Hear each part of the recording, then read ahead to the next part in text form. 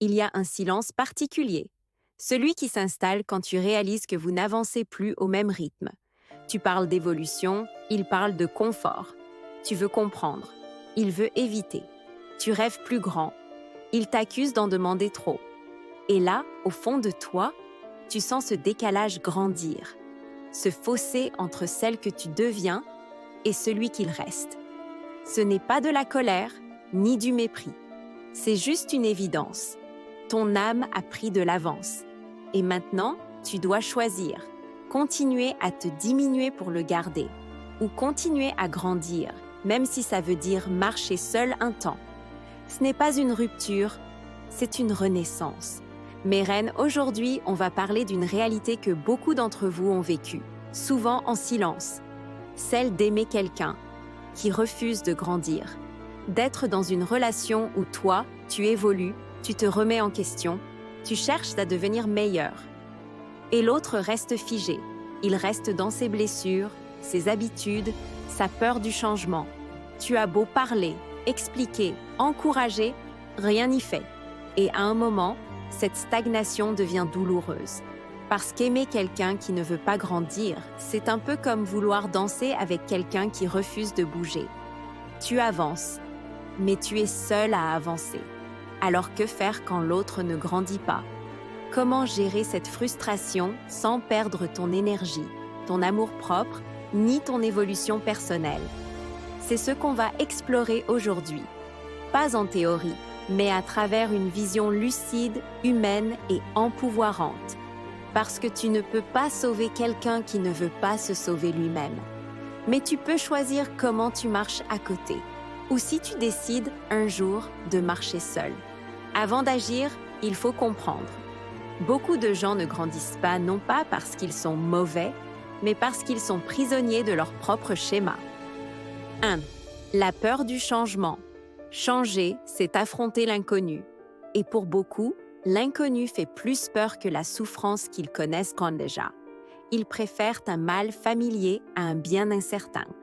Comme le disait Carl Rogers, l'être humain a une tendance naturelle à l'épanouissement, mais il doit d'abord se sentir en sécurité pour y accéder. Si la sécurité intérieure n'existe pas, la croissance devient une menace. 2. Le déni de responsabilité. Certaines personnes préfèrent croire que le problème vient toujours de l'extérieur. Elles vivent en mode victime. Elles disent « c'est à cause de mes parents, c'est à cause de la société, c'est toi qui exagères ». Ce déni empêche toute introspection. 3. Le confort du statu quo. L'évolution demande des efforts. Lire, réfléchir, se confronter à soi-même, c'est exigeant. Et certaines âmes préfèrent la facilité de l'habitude, même si elle les détruit à petit feu. Dans le film Good Will Hunting, le personnage principal, surdoué, blessé, refuse d'évoluer malgré tout son potentiel. Il sabote ses relations et fuit la responsabilité de sa propre grandeur. C'est ce que beaucoup font inconsciemment. Ils ont peur d'être plus grands qu'ils ne se croient capables d'être. Tu sens que quelque chose cloche, mais comment le reconnaître clairement? 1. Il rejette toute remise en question. Dès que tu parles de sujets profonds, il fuit, se braque ou se moque. Il dit « tu prends tout trop au sérieux ». Mais en réalité, il évite la profondeur parce que ça mettrait en lumière ses propres manques. 2. Il répète les mêmes schémas, mêmes erreurs, mêmes comportements, mêmes excuses. Aucune évolution dans le temps. C'est le signe qu'il n'apprend rien de ses expériences. Il les subit sans les transformer. 3. Il freine ta propre évolution. Quand toi, tu lis, médites, changes, veux t'élever, il se moque ou minimise. Tu te prends trop la tête. Tu crois que t'es meilleur maintenant? Ce n'est pas de l'amour, c'est une tentative de ramener ton énergie à son niveau. 4.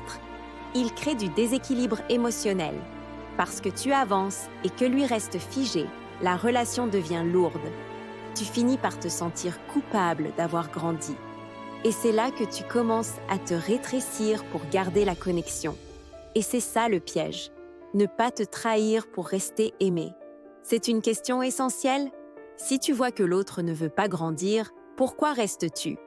Souvent, la réponse n'est pas rationnelle. Elle est émotionnelle. Tu restes parce que tu espères qu'il changera grâce à toi. Tu te dis que l'amour peut tout. Tu as peur d'être seul. Ou parce que tu t'es déjà trop investi pour lâcher maintenant. Mais il faut être lucide. L'amour n'est pas censé te diminuer. Il est censé te révéler. Si tu dois te retenir de briller pour ne pas déranger, tu n'es plus dans l'amour. Tu es dans la survie affective. Oprah Winfrey disait « Tu ne peux pas continuer à donner ton énergie à quelqu'un qui refuse de s'élever avec toi. Parce qu'à force de tirer quelqu'un vers le haut, c'est toi qui t'épuises. Quand l'autre ne grandit pas, tu as 3 voies possibles. Aucune n'est bonne ou mauvaise. Elles dépendent de ta conscience et de tes limites. 1. Accepter sans te sacrifier. Tu peux choisir d'aimer quelqu'un tel qu'il est, sans vouloir le changer. Mais cela n'a de sens que si tu restes libre intérieurement. Tu ne cherches plus à le transformer, tu adaptes juste ton degré d'attente. Tu l'aimes, mais tu ne le lis plus à ton évolution. Exemple, dans certaines relations familiales, tu ne peux pas couper les ponts, mais tu peux ajuster la distance émotionnelle, poser des limites et te protéger. 2. Inspirer sans imposer. Tu peux être un modèle, pas un professeur. Ton évolution peut inspirer sans que tu aies à convaincre.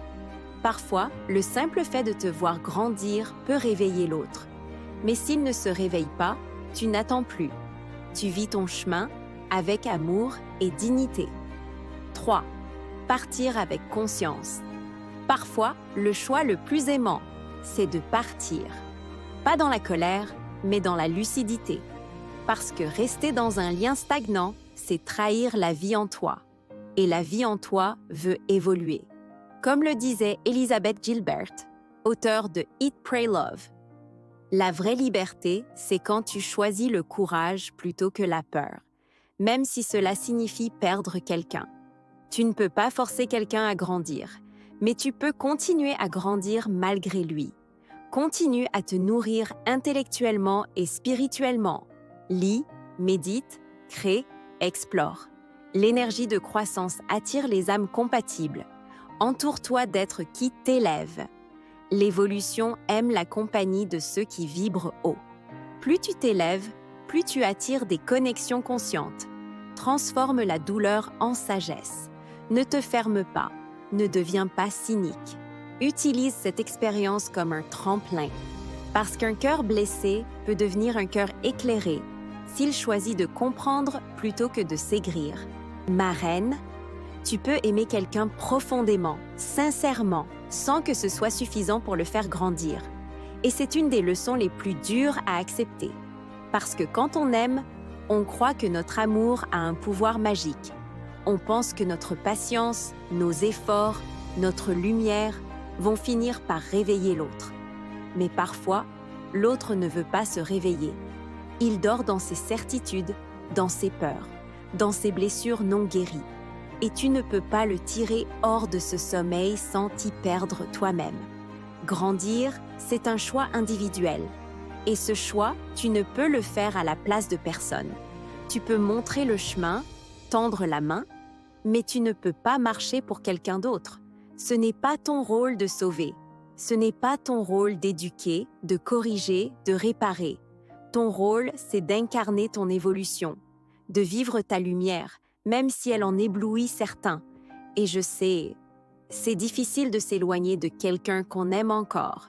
C'est douloureux de comprendre que l'amour ne suffit pas quand la conscience ne suit pas. Mais tu dois choisir. Souhaites-tu être aimé ou être évolué?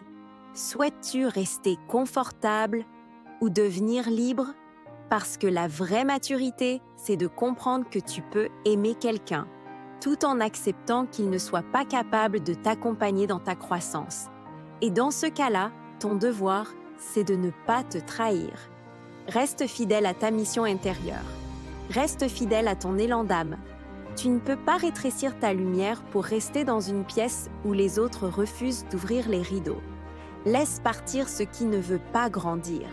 Laisse partir les liens qui t'étouffent, même s'ils ont été beaux. Laisse partir les relations qui te demandent de te diminuer pour exister. Tu n'as rien à prouver. Tu n'as pas à mériter l'amour en t'épuisant. Tu n'as pas à rester dans une histoire où ton évolution dérange. Parce que la vie t'enverra toujours des personnes à ton niveau de conscience. Et plus tu t'élèves, plus tu attires des âmes qui vibrent à la même fréquence que toi. Mais pour que cela arrive, tu dois accepter de monter seul quelques marches. Et un jour, tu regarderas en arrière et tu comprendras. Chaque personne qui a refusé de grandir avec toi t'a obligé à te révéler encore davantage. Chaque déception t'a reconnecté à ta propre force. Chaque éloignement t'a appris à t'aimer mieux. Tu ne perds jamais quand tu choisis ta paix. Tu ne perds jamais quand tu choisis ton évolution. Tu ne perds jamais quand tu refuses de rester là où ton âme ne respire plus. Alors retiens ceci, ma reine. Tu n'es pas responsable de la croissance des autres. Tu es responsable de ta tienne. Marche, avance, brille et n'aie jamais peur de laisser derrière toi ceux qui ont choisi l'immobilité. Parce qu'une femme qui grandit, même seule, inspire plus que 1000 qui se retiennent. Et un jour, tu rencontreras ceux qui marchent à ton rythme, ceux qui ne craindront pas ta lumière parce qu'ils auront trouvé la leur. Et ce jour-là, ma reine, tu comprendras que tu n'as jamais perdu personne. Tu t'es juste retrouvée, toi.